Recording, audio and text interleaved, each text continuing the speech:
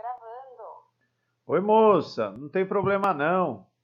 Meus alunos já sabem bastante coisa sobre o continente americano, em especial sobre a América do Norte, e agora é hora da gente descer um pouquinho em direção ao sul. Nosso assunto de hoje é a América Central. E como meus alunos podem ver, né, tem novidade aí no canal, né? Vamos ver se vai dar certo fazer o vídeo aí nesse formato, né, com a janelinha da minha cara aí, que vocês estão vendo. Né? Todo mundo entendeu isso.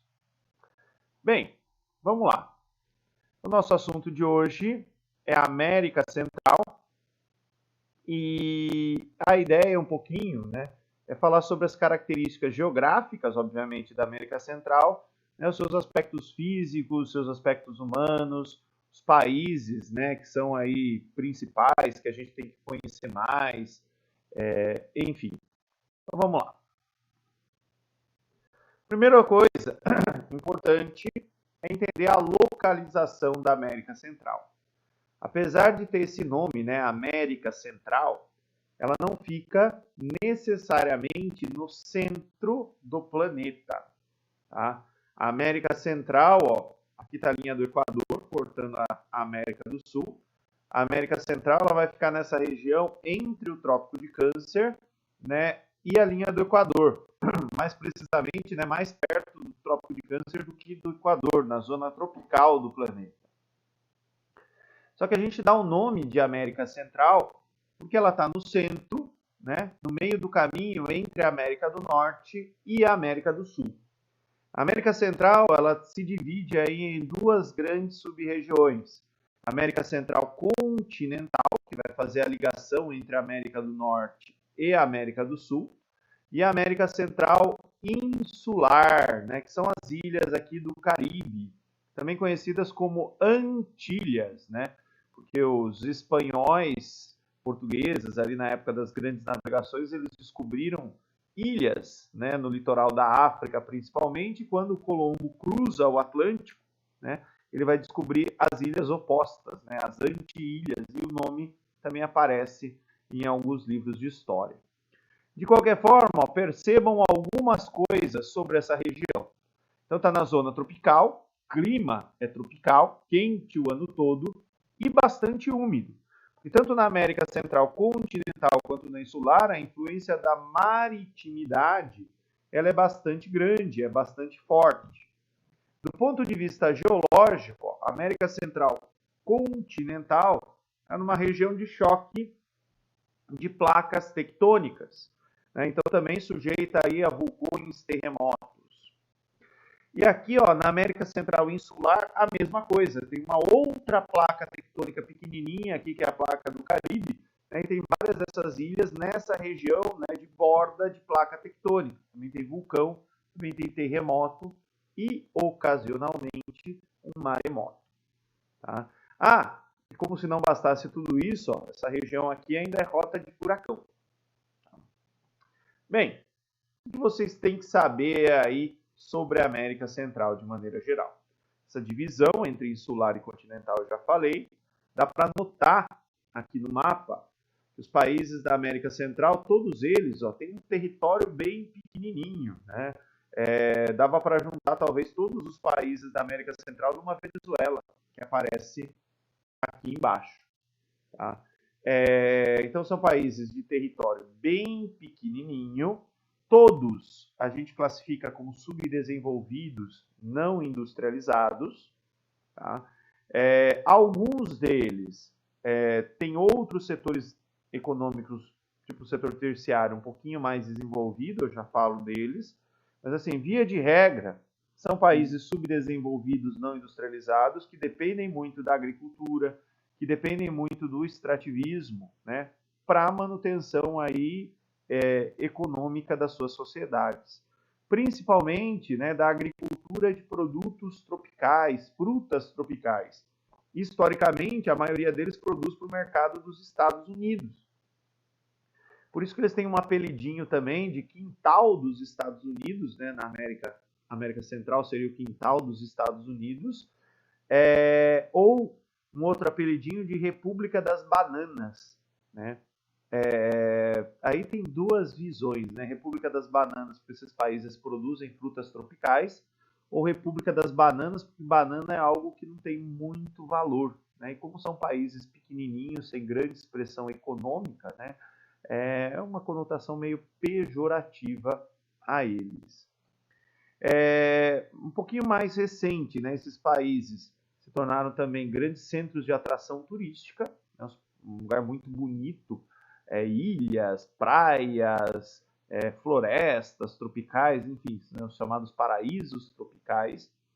Alguns desses países também se tornaram outro tipo de paraíso, que é paraíso fiscal, né? Notadamente aqui as Bahamas, Ilhas Caimã, que é só esse pontinho aqui no mapa, e o Panamá, né, tem atividades aí de receber recursos de origem ilícita de diferentes lugares do planeta, né? Então, políticos corruptos, traficantes de droga, criminosos em geral, aí às vezes empresários que só negam imposto, né, mandam dinheiro para esse tipo de lugar.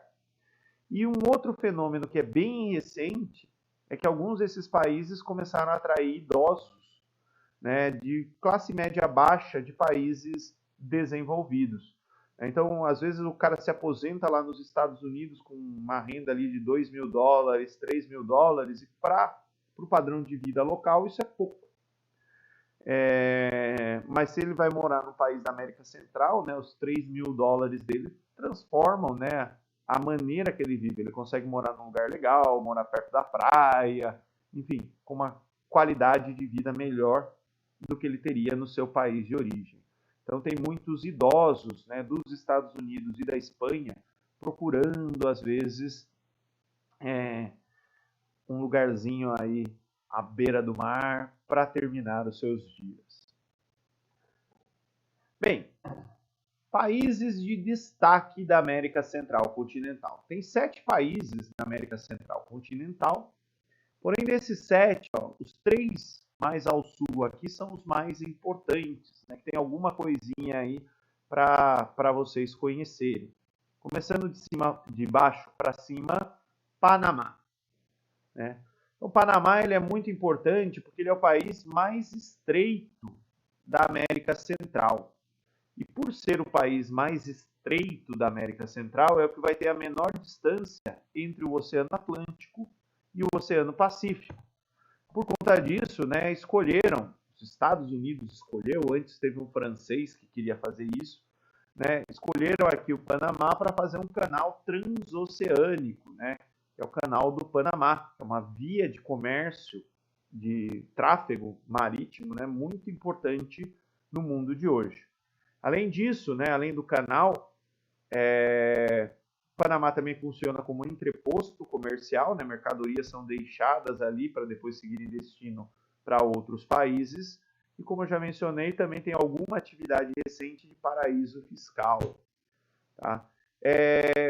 O que é o Canal do Panamá? É uma via, né, artificial que permite a economia, né, de tempo e de combustível. Então, antes do Canal do Panamá, os navios eles tinham que dar essa mega volta aqui na América do Sul para seguir viagem, né? Um navio, por exemplo, da Europa rumo à Califórnia, um navio da Europa rumo à China ou vice-versa, né? Então, o Canal do Panamá ele permite a economia de tempo e combustível. Eu deixei aqui, 2 linkzinhos que são bem interessantes, né, sobre o funcionamento do Canal do Panamá. Próximo país, Costa Rica, né? Costa Rica está aqui ao norte do Panamá, também um país bem estreitinho, né? Costa Rica aparece em notícias aqui no Brasil quando a gente fala de ecoturismo, tá? Ou de turismo aqui no Brasil, como o Brasil não aproveita o seu potencial turístico. Costa Rica é o país que mais recebe ecoturistas do planeta para fazer jungle tour, turismo de selva. E o interessante, se a gente olhar para Costa Rica, toda a Costa Rica é bem pequenininha, né? E ela recebe 10 vezes mais turistas para esse tipo de turismo do que o Brasil. Mas olha o tanto de floresta amazônica que tem aqui no Brasil. Caberia talvez umas 200 Costa Ricas só naquilo que a gente tem de Amazônia, né? Que mostra talvez que o nosso potencial de turismo ele é muito, muito, muito mal aproveitado.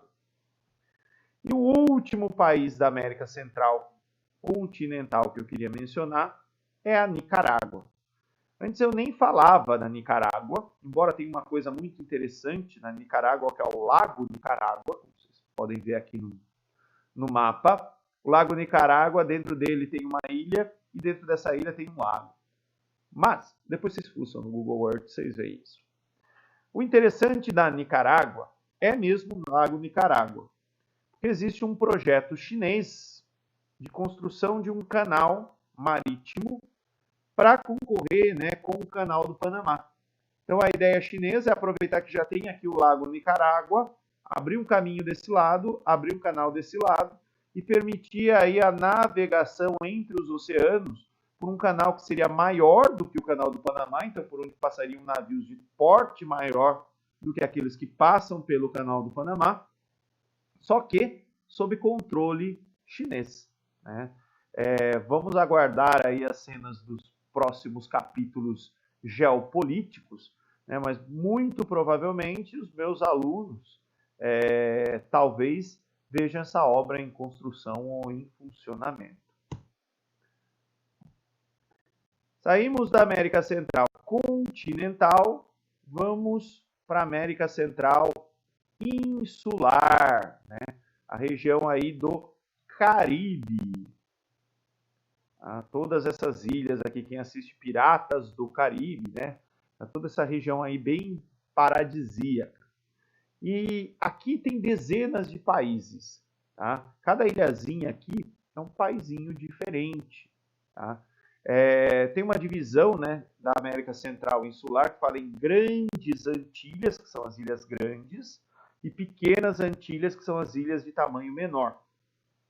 Mas, de qualquer forma, mesmo tendo aí uma dezena de países, só tem 2 que vocês precisam conhecer na América Central insular. O primeiro deles é o Haiti. E, infelizmente, não é por um motivo bom que a gente tem que conhecer o Haiti, né? O Haiti foi o primeiro país da América a se tornar independente. No entanto, é hoje o país mais pobre do continente americano, né? O Haiti tem IDH comparável com países africanos, né? Aqui eu pus o IDH do Brasil só para nível de comparação. Vamos primeiro, onde fica o Haiti? O Haiti fica nessa ilha aqui, que é a ilha da Dominica, tá? Mais precisamente do lado esquerdo da ilha da Dominica. Então o Haiti é esse verde escuro aqui, onde está o ponteirinho do mouse. O Haiti se torna independente através de uma revolta de escravos, no momento que todo o continente americano, né, tinha uma economia que dependia muito da escravatura. Então o Haiti nasceu para dar errado, de certa forma, né? Ele foi boicotado aí ao longo da sua história em vários momentos, né? E como se isso não bastasse, a própria população local, né, teve grandes dificuldades históricas aí de se entender. Então, é um país que passou por muita guerra civil, muita instabilidade política, troca de governo, várias mudanças, né? E tudo isso contribuiu, né, para que uma situação aí de insegurança se instalasse no Haiti. Como desgraça pouco é bobagem, o Haiti ainda está numa região de furacão e de terremoto, né? Então a vida ali não é fácil. Recentemente, se eu não me engano, em 2006, o Brasil foi convidado pela ONU, né, para sediar, para liderar, aliás, uma missão de paz no Haiti, né? Então, teve recentemente uma presença de militares brasileiros bastante forte aqui no território do Haiti, e isso, né, trouxe alguns laços com os haitianos. Então, nos últimos 10 anos aí, tem um fluxo migratório importante de haitianos que vem tentar uma vida melhor aqui no Brasil, principalmente no Acre e no estado de São Paulo, né? Aqui em São Paulo é muito comum encontrar haitianos trabalhando na construção civil. E o último país da América Central que eu gostaria de mencionar para vocês é Cuba. Cuba é a maior ilha aqui, ó, da América Central insular. E por ser a maior ilha da América Central insular, né, Cuba foi uma possessão espanhola importante, colônia espanhola importante. Depois os Estados Unidos tretaram com a Espanha, né, tomaram conta ali da região, né, Cuba virou uma espécie de protetorado, muita influência política dos Estados Unidos, aí principalmente por conta da política do Big Stick. Só que, lá pela década de 50, né, Cuba sofreu uma mudança muito grande. Foi a Revolução Cubana, que colocou a família Castro no poder, o mundo já era um mundo de Guerra Fria, e Cuba acabou se tornando socialista. E nesse contexto do socialismo, da Guerra Fria, né, Cuba se tornou aí um país inimigo dos Estados Unidos, e a grande gota d'água foi a tentativa soviética de instalar mísseis nucleares aqui em Cuba. Aqui já é a Flórida, território dos Estados Unidos, então Cuba está pertinho, né, dos Estados Unidos.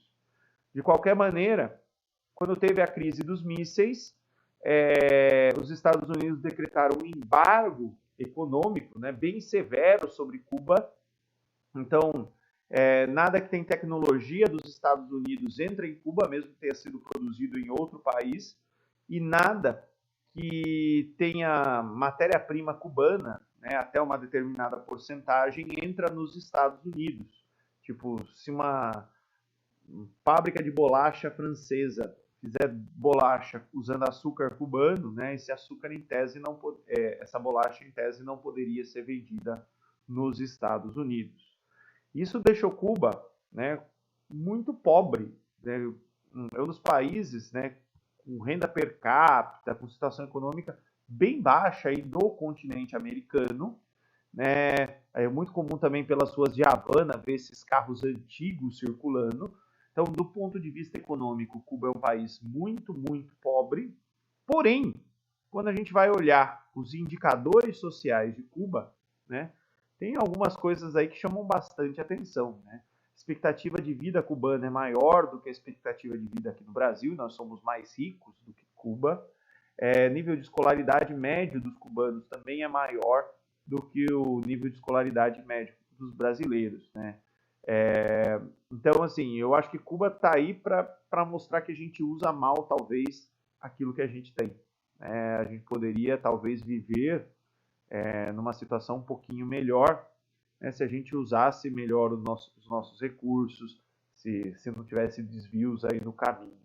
Eu sei que Cuba é bastante controverso, tem gente que gosta, tem gente que não gosta, e fala, pô, vai para Cuba e não sei o quê. Mas assim, né, apesar da parte econômica ser ruim, né, a qualidade de vida cubana, né, é melhor do que a qualidade de vida brasileira. Acho que isso serve pelo menos para a gente parar e pensar um pouquinho. Moçada, o que eu tinha para falar sobre a América Central é isso. Muito obrigado pela atenção de todos. Tchau, tchau.